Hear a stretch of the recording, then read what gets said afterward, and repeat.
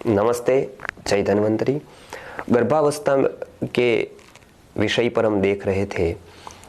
गर्भावस्था में क्या करना है, क्या नहीं करना है, उसके लिए अलग अलग संहिताओं में क्या बताया है, उसको गर्भिणी परिचर्या को कहते थे, गर्भिणी परिचर्या कहते थे।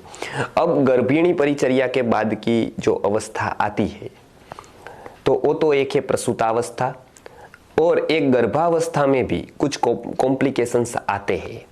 तो उसके लिए खास करके 9वें महीने में आने वाले कॉम्प्लिकेशंस को जानना है, और उसके ऊपर हम क्या प्रयोग और क्या चिकित्सा कर सकते हैं उसको भी जानना है।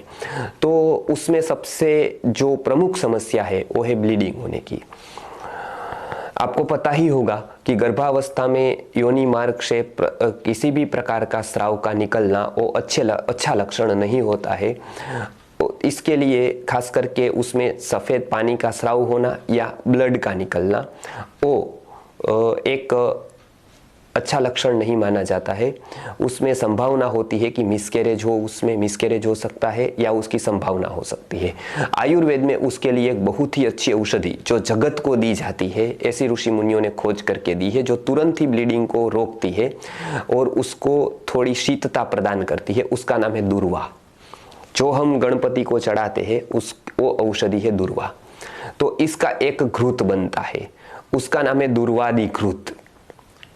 दूर्वादि घृत कोई कंपनी बनाती हो और बहुत सारी फार्मेसियां भी बनाती है, तो दूर्वादि घृत उसका सेवन चालू कर देना है। दूर्वादि घृत न मिले तो जीवंत्यादि घृत भी आप सेवन कर सकते हैं। जीवंत्यादि घृत न मिले तो शतावरी घृत भी आप उपयोग कर सकते हैं।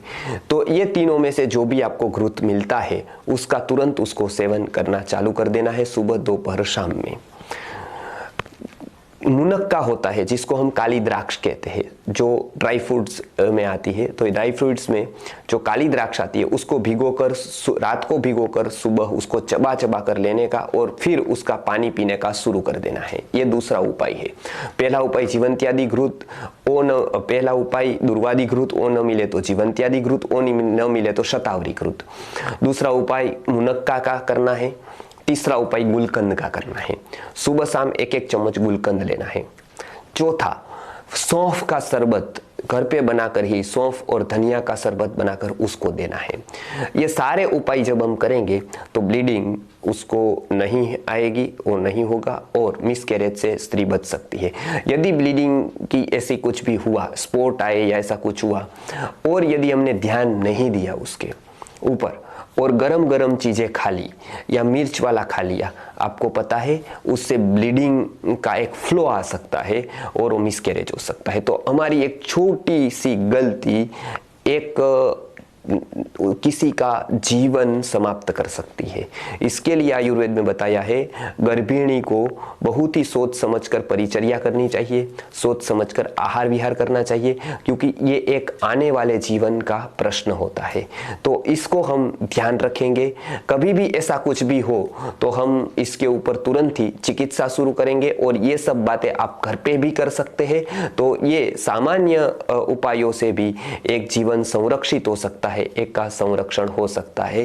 तो ये एक बात मैंने आज बताई कि जब भी ऐसे ब्लीडिंग की समस्या है या ऐसे स्पोर्ट्स की समस्या है तो हम ये उपाय अवश्य करें। ज़्यादा जानकारी के लिए sanskritigurukulam.com वेबसाइट पर जाए या हमारे हेल्पलाइन नंबर पर फ़ोन करें। नमस्कार, जय धन्वंतरी।